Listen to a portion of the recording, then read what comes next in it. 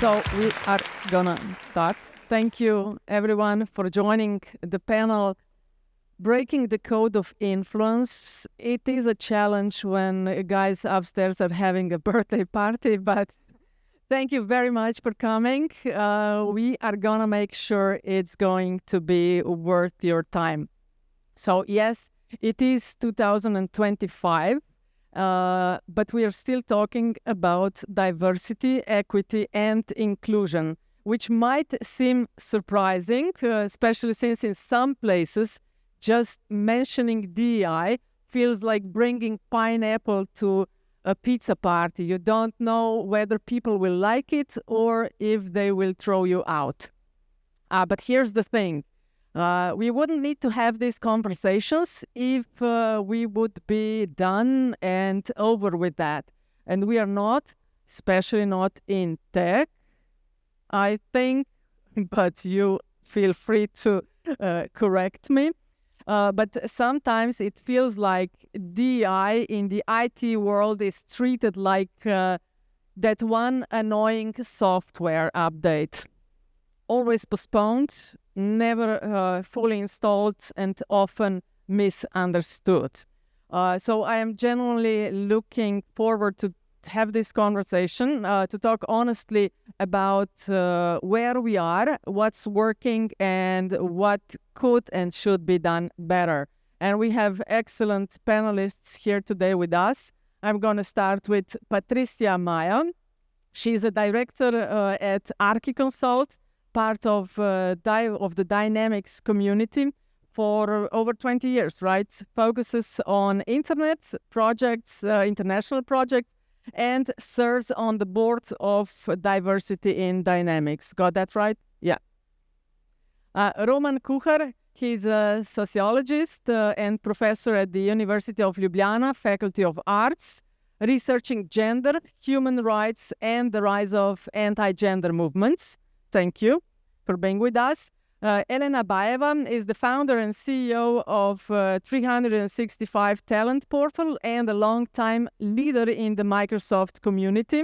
She champions diversity and inclusion in its broadest sense and is celebrating 50 years. And Ioana Tanase, she works at Microsoft to ensure that AI systems are inclusive and trustworthy. I guess you have a lot of work, and you are informed by your own experience of discovering your dyslexia in your 30s. So thank you, everyone, for being here with us. I'm looking forward to hear what you have to talk about the inclusion and DI and so on. But Patricia, starting with you. You've been in the Dynamics ecosystem, as I said, for over 2 decades. Has anything actually changed in terms of DEI? No, I think it's changing. Yeah. It's not, as you said, we are in 2025 and we are still not in the right place, let's say, what it comes to diversity and inclusion, but I feel there's an improvement and a change, at least the... Okay, what changed? In 2005, you were aware, and how is it different in 2025? I think companies look at diversity in a different way, and at least they have that concern to be more inclusive, and we have the young people pushing us because they look at it in a different way. We also see more women, for instance, in conferences like this, and even as speakers. If we look it back 5 or 10 years ago, you only had men as a speaker. I think now we have much more women. So I think things are changing. I'm positive on that. Okay, it's important to start with a positive note. Elena, I'm going to skip Roman, you for a minute or two. Elena, you work with over, 1,000 Microsoft businesses. How many out of 1,000, just give me a percentage, really care about diversity or understand what that means? So it's an interesting question because many say that they do. Whether they do or not is a different question, because many organizations see the DEI, D&I as a tick in a box, sadly, and something that they'll put on the website, yeah, we're inclusive, etc. But in reality, they keep it just at the level of HR, and it doesn't get any further. And that's the sad reality. And many of the organizations are saying, well, we're running the business as we're doing, we know what we're doing, we're growing. It's good to have, but we don't have enough candidates that are diverse and inclusive, and that's the reality, and we'll carry on doing what we do. But there are lots of ways to change it, and maybe there's not enough willingness to change, I don't know. But yeah, we still have, and I'm not just talking about gender diversity, because there's so many aspects of diversity. Race, ethnicity, again, we talk women, again, we roughly have around 30% of women in our channel, but also youth. And there's a session tomorrow around young people. We want to attract young people in our sector. We want to keep the mature talent, which is very important. Neurodiverse talent, we'll talk about this later. Joanna will talk about this. Sexual orientation as well. So diversity of thoughts. There's like race, ethnicity, and all of that. So yeah, there's a way to go, I think. You have been very diplomatic. Yeah. Out of 1,000, how many would you say that truly understand? I don't have a statistic. I don't know. So if I have to put my finger on it, it's probably, no, it's less than half. Probably 20-30% are probably truly diverse. But again, it depends on what you look. Do you look at women? Do you look at, how do you measure that? And the reality is there's no...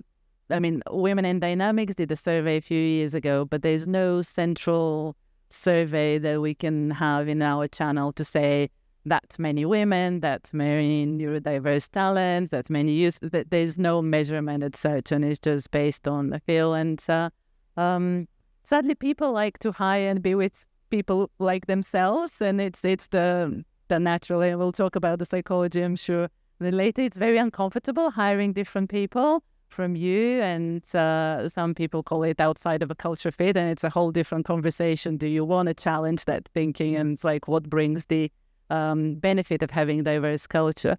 But yeah, there is a way to go in our channel, I'd say. Yeah. Joanna, if you could share the microphone. Joanna, you built a successful career without quite fitting the traditional mold. How did that shape the way you lead, your leadership?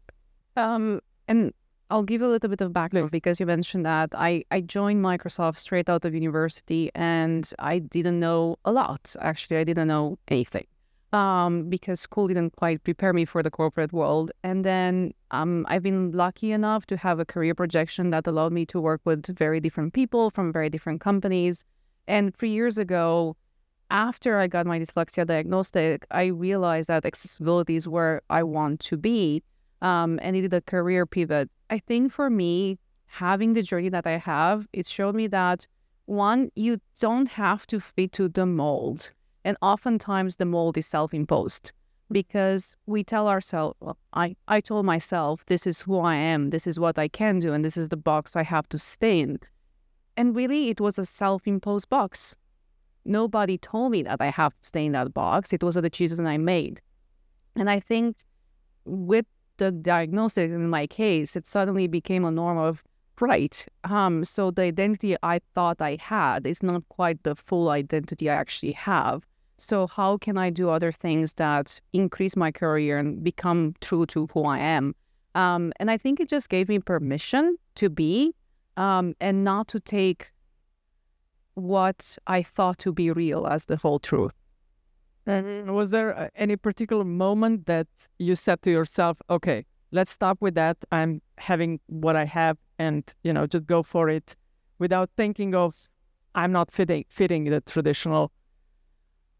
I don't think I ever had a problem of feeling I don't fit. Just naturally? I think I always had the belonging. I think it was more of a matter of the self-imposed limits. And I'll give you it's a very stupid example, but it's one that really changed me.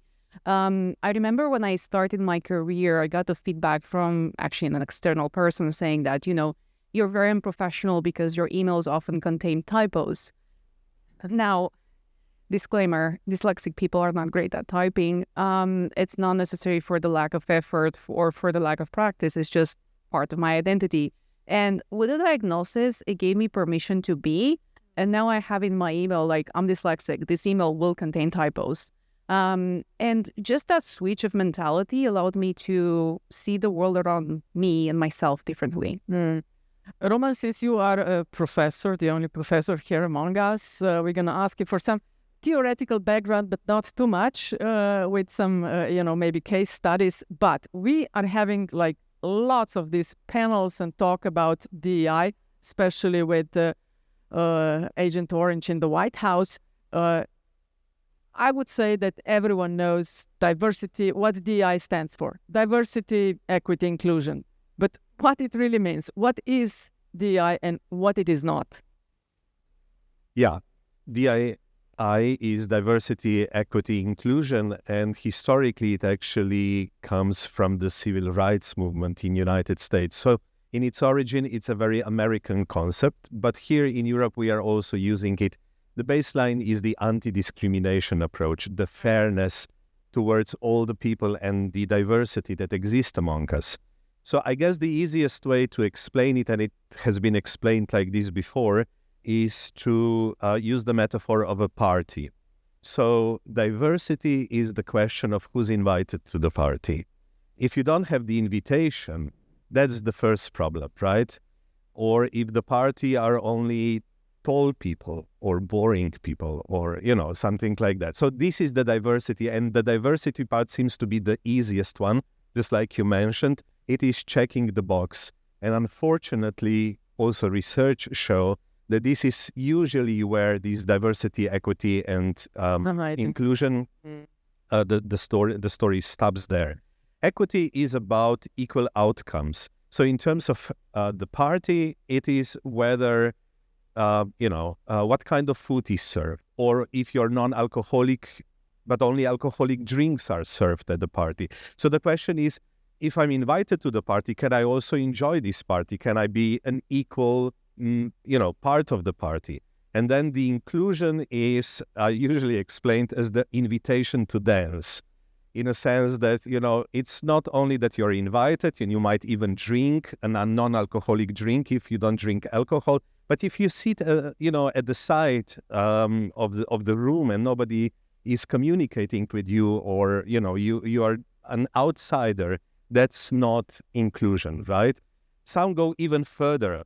Here I would have problems because I have strong taste in music, but it's also an invitation to play music. Not only one person, but everybody can choose what kind of music we will listen to when we are at the party. Again, I'm a little bit reserved about the music, but anyway.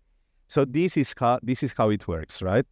The question before was how many companies are aware of that or are good at that. Do you have the data? I do. 7% in European Union. Oh, wow. 7% in Europe. So a lot of companies are doing this.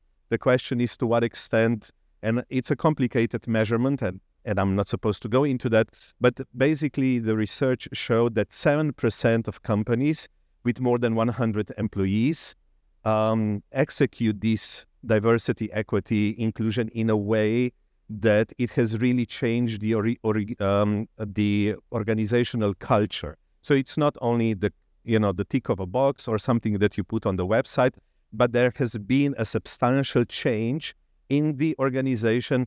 And also there is an endless research that showed that this diversity, if it is played out not only as a checkbox, but if it is really lived out, contributes to productivity, contributes to better outcomes, financial and otherwise for the company. Yes, thinking of a party and what everything should be included and who should be invited and what to serve. You know how annoying it is that for if you're an organizer of a party like that, why should I do it? Well, it's difficult. Of course, it is a question whether I should organize a party or not, or I should be home alone. That's always your choice. But if you are committed to, if we are talking about the corporate world, if we are committed to good results, you must be committed also to everyone feeling welcome, because I mean, it's very simple and plain. If you feel okay at your work, if you feel included, if you feel welcome, if you feel that you belong, the B is sometimes added to this alphabet. So belonging is an important word here. Then you are also more productive, you are more innovative. Because if you are in stress, I remember when I used to work for the radio, and I had a boss who was not a very good example. And I remember at one moment in the morning when I would go to the morning meeting where we would be discussing what to do. And I was a young journalist. I didn't know anything. I didn't have brilliant ideas, nothing like that. And usually when I suggested something like, shall we do this? Shall we cover that? The reaction was, oh, we've already done that. We've already done. Of course you've done it because you've been working at the radio for 30 years. And then I remember I went to these meetings with this horrible feeling in my stomach, and I was at the edge of quitting. And then we got a new boss, and this boss created an environment, a safe space where I could say a total stupidity, but she was really skillful in making something out of a stupid idea, which at the end came out as a very good idea. And then I became relaxed. And one of a sudden, I thought before that I'm the worst journalist in history. And she's still to this day a role model for me. Also, when I was then the dean of the faculty and so forth, I constantly think of her. She was the one who brought, not only in terms of diversity and inclusion, but in terms of, making a safe environment and space for everyone, regardless of whether we were young or old journalists, whether the idea was brilliant or not. She really tried to make something out of that. And because of that, the program was better and we had more listeners and so forth and so on. Patricia, what would you say is the hardest thing about pushing DEI in international settings? Well, it's very different from country to country. Mm-hmm. The cultural thing in each country and the way we see it and the way it's perceived also. Do they still think it's like the US thing, as Roman mentioned? Is it easier when you go west versus east, north, south? I don't know. Okay. What is easier? I don't think is, well, US people are different. I think we are even more open to diversity here in Europe than in US. I don't know if you agree.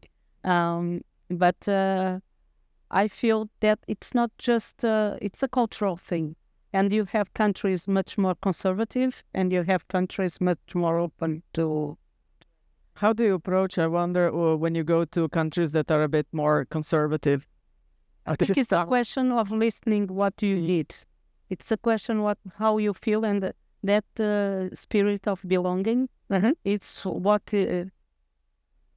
your experience, what's your history, what did you experience, and try to adapt to that. I remember in a meeting, in a IMCP meeting, one of the French ladies said in a room, every time she speaks, someone turned the eyes like this.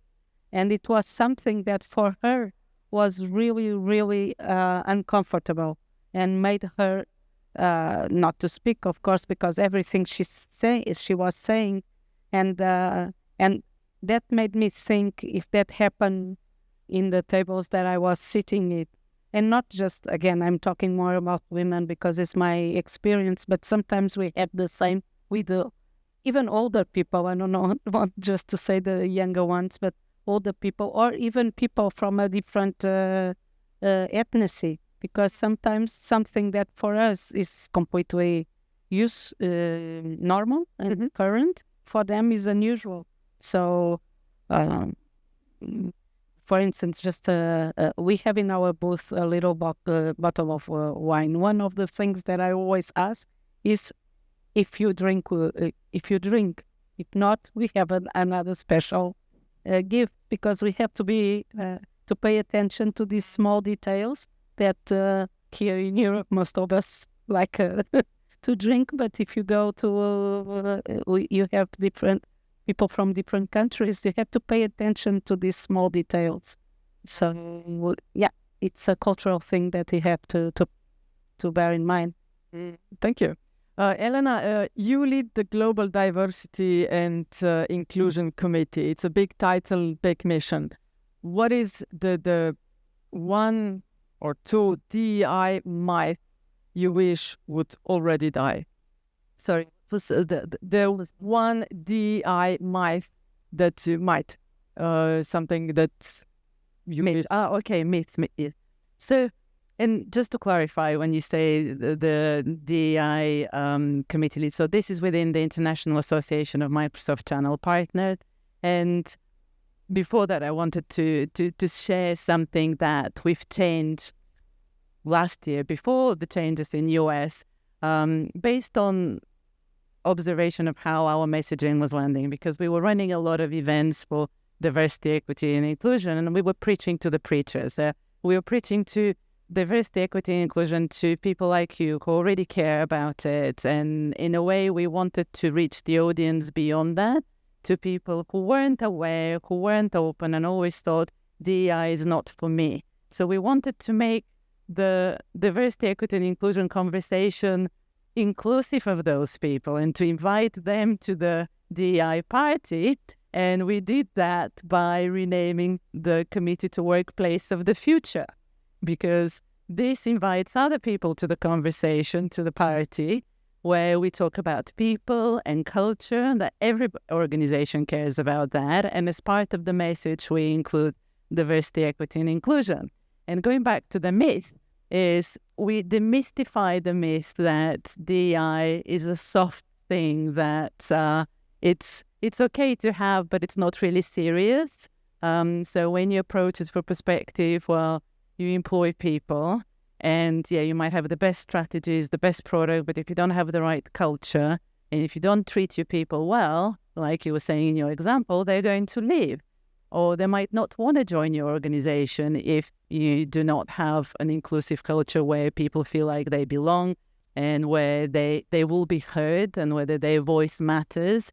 So I think that myth of, DEI is a soft thing. Okay. We need to demystify this. And the way we've started finally successfully doing it by changing the language and the scope. So we move away from the traditional DEI sessions and like that. And by that, we're inviting a lot more people to the party who then they learn. And I don't think they're deliberately resistant. And there is a lot of awareness that is missing. And maybe they think that doesn't apply to me. DEI is purely about women or about race. In America, DEI is very much about race. And that's what the leading thing is. In India, for example, it's religion and another thing. But so that's kind of the myth that we're demystifying now by changing the scope slightly, still with a DEI message, but like within the workplace of the future, umbrella. Ioana, tech loves innovation. It's all about innovating, discovering new things. But when it comes to leadership, it seems like we haven't moved from 1.0 version. Feel free to correct me. Why are we so slow to upgrade? I don't know if I'm going to have an answer you like for that one. I'm being very honest. All answers are accepted. This is a DEI panel. So here's the thing. I intrinsically believe that everybody is diverse. We label certain things as diversity, but I think that actually comes at our own detriment. Because we suddenly put this label, and that label becomes, depending on where you believe you fit into that label, it creates an other. And the moment we create an other, it kind of defeats the purpose of what we're trying to do. And that is my personal perspective. So when we're thinking of leadership and diversity in leadership, what are we measuring there? Are we measuring race? Are we measuring gender? Are we measuring diversity of disability? Are we measuring socioeconomical income, where those people come from? And I think when we keep the conversation to just the, let's say, usual suspects, it comes at the detriment of true diversity. I think of it differently, and there's this mechanism that is called the wheel of privilege. And if you don't know it, I strongly encourage you to know it. And it talks about the different factors that lead to us having privilege, right? Race is one. If you're Caucasian, you're more likely to have more privilege than others. Gender is another one. If you're, I'm female, I will have more privilege than somebody who is non-binary, and so on and so forth. So I ask myself, where is my privilege? And I have a lot of it. Here's the news. If you're in this room, you have a lot of privilege as well. Every single person in this room has privilege. And being aware of your privilege is important because it helps you understand where can you uplift others.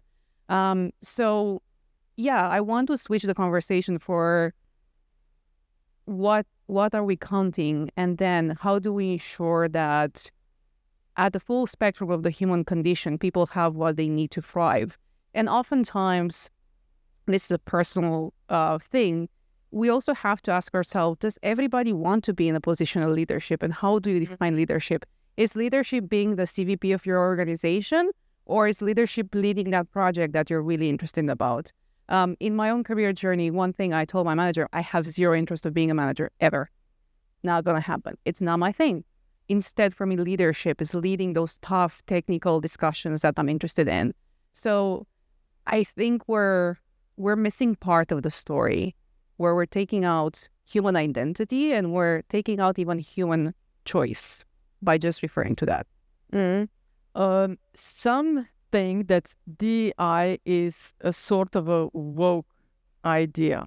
Now, officially, we have clarified what DEI stands for, but let me ask our audience that question and measure the temperature in the room. So please, if you could take your hands up, the ones who think that the policies that the companies and the governments around the world are taking in terms of diversity, equity, and inclusion, if you feel closer to that, or what President of the US is thinking that DEI means discrimination, exclusion, and indoctrination. So who is closer to the diversity, equity, and inclusion? Or maybe please, no, it's a safe room, so feel free. So who think that DEI as it stands or as the policies are enacted around the world is closer to discrimination, exclusion, and indoctrination?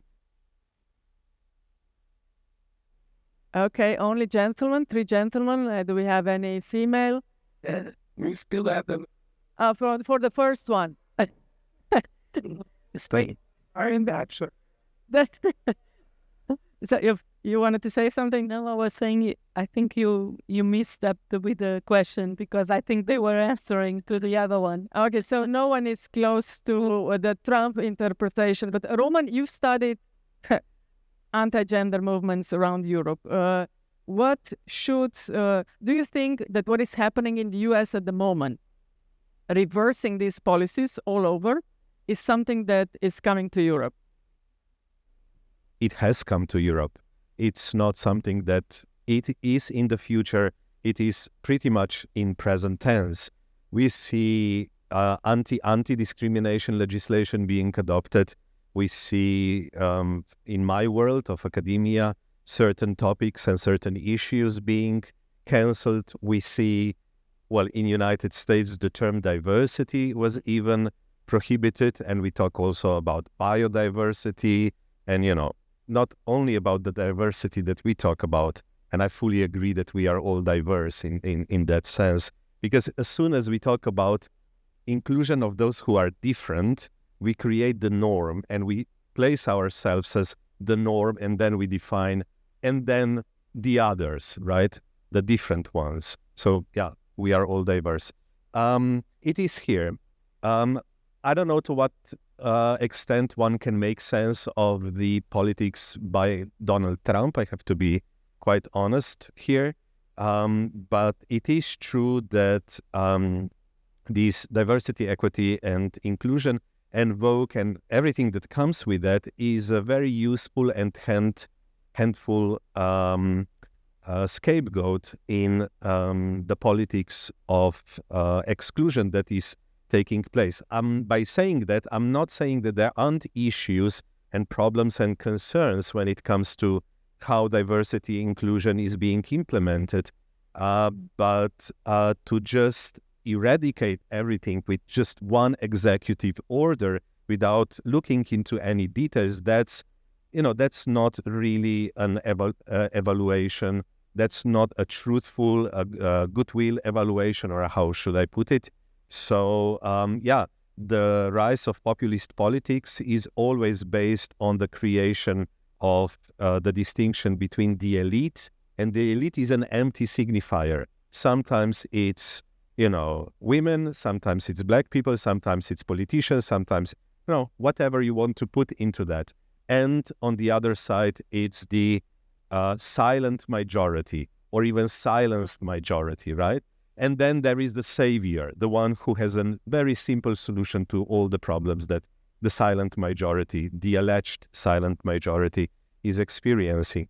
And we see this in Europe too. So I'm not very optimistic when it comes to the future of our society becoming more and more inclusive. But it is true that for a while it looked like that we are on an unstoppable way towards full equality, whatever that means. And we were a little bit blinded by successes of the women's movement, of the LGBT movement, black movement, and so forth, and not really attentive to what was going on at the time on the edges, on the margins, but now becoming more and more central. And I don't see any good results coming out of that. I'm sorry to be so dramatic and black, but Okay, I think the only thing that we can do, and we are doing it right now, is not to be silent and complicit. Elena, like 10 years from now, do you think we are still having panels like that, or are you finally sipping cocktails somewhere because DEI goals were achieved? I would really hope we'll have debate but like you would that. bet on it. We don't know. To be honest, there's so many things that will change in 10 years' time. We might be sitting with robots around us. I don't know. So they're expecting so much change in the next 5 years, more than the last 100 years that will happen. So there'll be political changes. There'll be technology changes. I do hope DEI stays on the agenda. I don't know if it will be in our control. But in terms of external factors, they will change. Internal factors, as business owners, they'll have to juggle so many things. Internal, and they might have, again, fantastic offerings, etc. But hopefully the role of the people, and ultimately that's the big question, what would be the role of the people versus AI, technology, and other things in the organization? And hopefully if the role is still that big, DEI should be on the table, but we don't know where we'll be by then. But definitely in 10 years' time, things will change a lot. And besides DEI, Joanna, we speak a lot about also these days, or at least for the past 2 years, very intensively about AI. And you are the one working in making these systems more trustworthy. How far are we in terms of how DEI-friendly are these systems?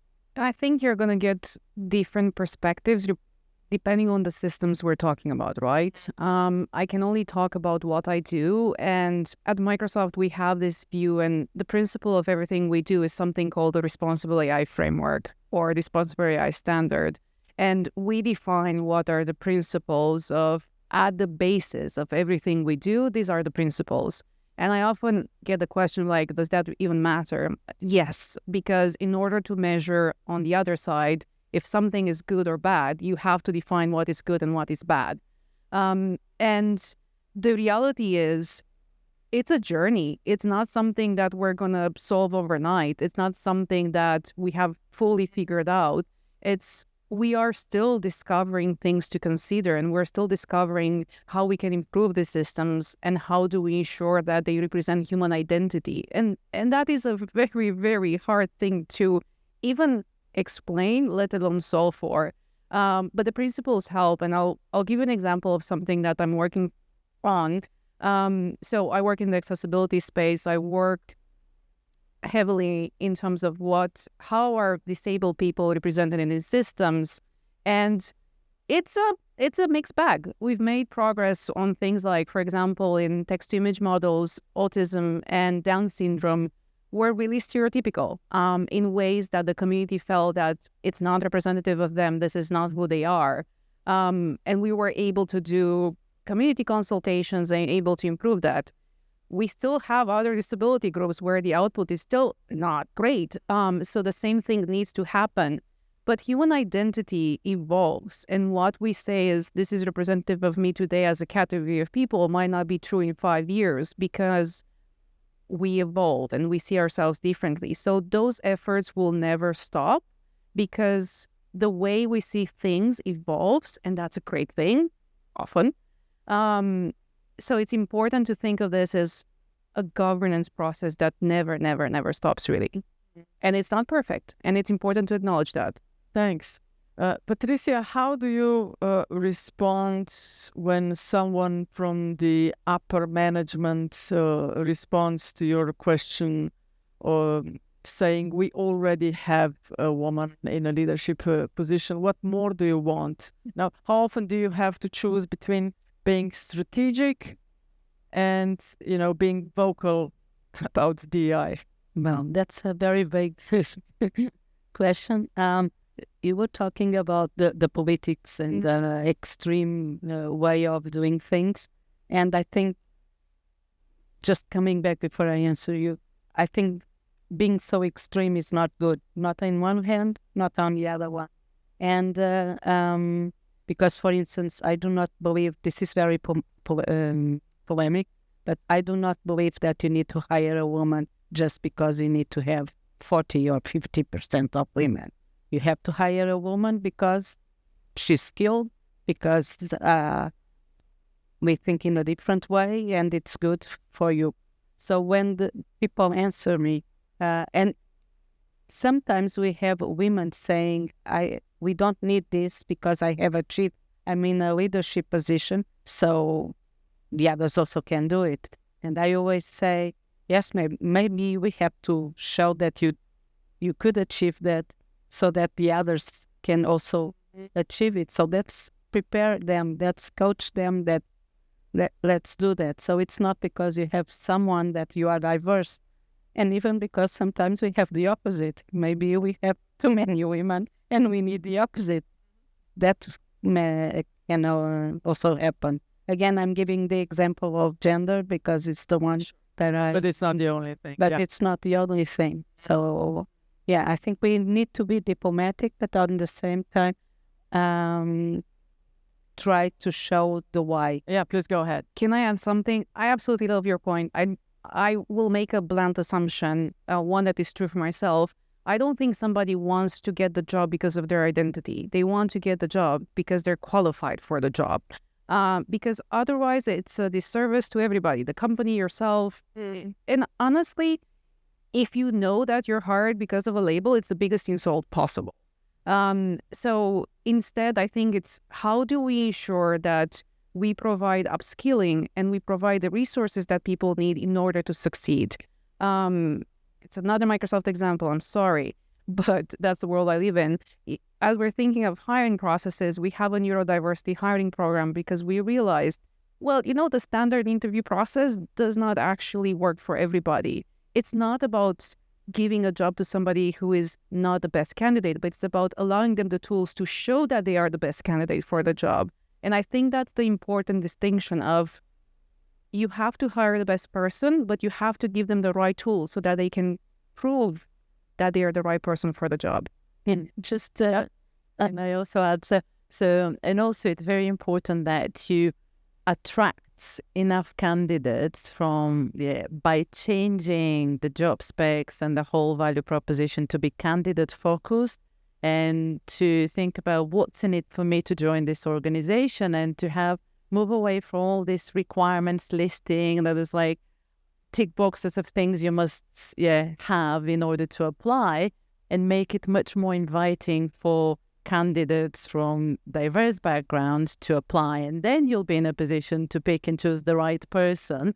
And yes, they might be diverse, hopefully, but you don't have to be, because you have to hire on merit, not on diversity measures. But it's very important to change. And again, that's not just for the sake of diversity and inclusion. It's really, if you want to have good candidates and a lot of candidates, make your process candidate friendly. And that's from the job specs, interviews, like you're saying, making sure you consider all of this, because otherwise you're missing on a lot of talent. Thank you. Well, yeah, I was going to say exactly that on the recruitment part, but I was also going to give another example. One of the things I mentioned was that Women in Dynamics, we noticed that there were few women speakers.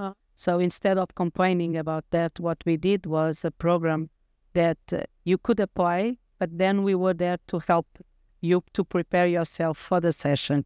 So because women wants to be perfect and wants to be sure that she will perform well. So instead of saying, oh, no one, there's no women, we did, okay, apply to it, but then we are on your back supporting you and helping you. So it's a different way of giving the tools to improve the diversity and the inclusion. Yeah, you wanted to add something quickly now? Okay, we have about 2 minutes left.